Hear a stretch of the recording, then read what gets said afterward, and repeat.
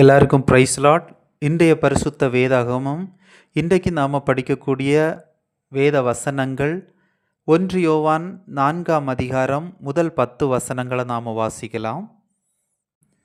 பிரியமானவர்களே, உலகத்தில் அநேகம் கள்ள தீர்க்கதரிசிகள் தோன்றியிருப்பதனால் நீங்கள் எல்லா ஆவிகளையும் நம்பாமல் அந்த ஆவிகள் தேவனால் உண்டானவைகளோ என்று சோதித்தறியுங்கள்.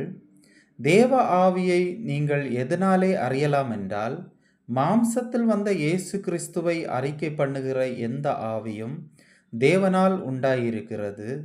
மாம்சத்தில் வந்த இயேசு கிறிஸ்துவை அறிக்கை பண்ணாத எந்த ஆவியும் தேவனால் உண்டானதல்ல. வருமென்று நீங்கள் கேள்விப்பட்ட அந்தி கிறிஸ்துவனுடைய ஆவி அதுவே. அது இப்பொழுதும் உலகத்தில் இருக்கிறது.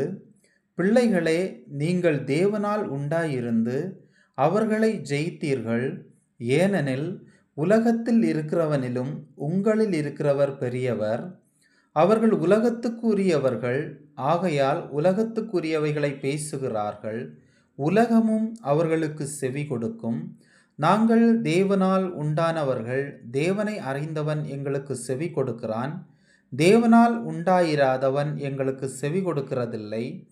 இதனாலே சத்திய ஆவி இன்னதென்றும் வஞ்சக ஆவி இன்னதென்றும் அறிந்திருக்கிறோம். பிரியமானவர்களே, ஒருவரில் ஒருவர் அன்பாயிருக்க கடவோம்.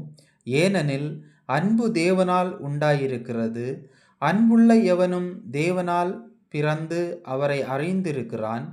அன்பில்லாதவன் தேவனை அறியான், தேவன் அன்பாகவே இருக்கிறார். தம்முடைய ஒரே பேரான குமாரனாலே நாம் பிழைக்கும்படிக்கு தேவன் அவரை இவ்வுலகத்திலே அனுப்பினதினால் தேவன் நம்மேல் வைத்த அன்பு வெளிப்பட்டது. நாம் தேவனிடத்தில் அன்பு கூர்ந்ததினால் அல்ல, அவர் நம்மிடத்தில் அன்பு கூர்ந்து நம்முடைய பாவங்களை நிவர்த்தி செய்கிற கிருபாதார பலியாக தம்முடைய குமாரனை அனுப்பினதனாலே அன்பு உண்டாயிருக்கிறது. ஆமேன்.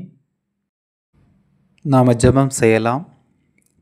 அன்பான இயேசுவே, இன்றைய நாளில் ஆண்டவரே, இந்த வார்த்தைகளை கேட்டுக்கொண்டிருக்கக்கூடிய ஒவ்வொரு பிள்ளைகளையும் கர்த்தர் ஆசீர்வதிப்பீராக. இன்றைய நாளில் ஆண்டவரை ஒவ்வொருவருடைய வாழ்க்கையிலும் கர்த்தர் அற்புதங்களையும் அதிசயங்களையும் செய்து ஆண்டவரே ஸ்தோத்திரம் அப்பா, ஒவ்வொருவருடைய வாழ்க்கையிலும் மகிழ்ச்சியும் சந்தோஷமும் சிறக்க செய்ய போகிறதற்காக உமக்கு நன்றி ஆண்டவரே. உம்முடைய கரத்தில் ஒப்பு கொடுத்து ஜெபிக்கிறோம்.